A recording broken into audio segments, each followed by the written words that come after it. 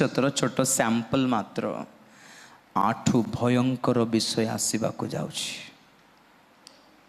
आमर कर्तव्य कौन?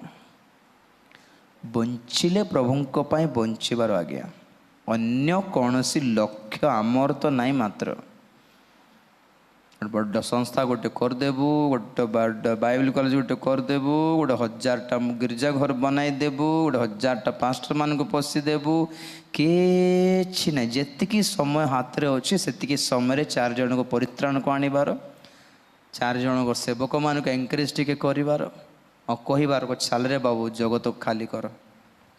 हालेलुया। आमे रहिबा लोक नहो। आमेन। रहिबा बोली भाबिले भी जगत रहिला परि नहीं। आज अवस्था सबुठी माड़ी बसी विपद जोगी छी गोटे आदेश पाई।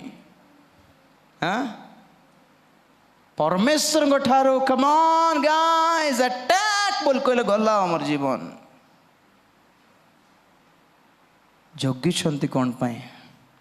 हेटी आम भली केते लोक सुधरू बोली टिके सुधरी जातु आ तुम सहित दीदी जन को टिके आण मो पाखक। बस ताठो अधिक कर्म कौन देखो दायित्व आमर किछि नहीं। जगत रही कि बड़ किछि आमे करबा जिंस किछि नहीं। जगत फ्यूचर रे जेतिकी पाठ पढ़ुछंती, जेतिकी काम करछंती, जेतिकी पैसा हाथ रे अछि, जेतिकी बड़ ज्ञान अछि, सेथिरे प्रभुंक पय समर्पित है कि प्रभुंक पय किछि जदि करिबा तो आम्भ कर्म आम सहित स्वर्ग को आसीबो।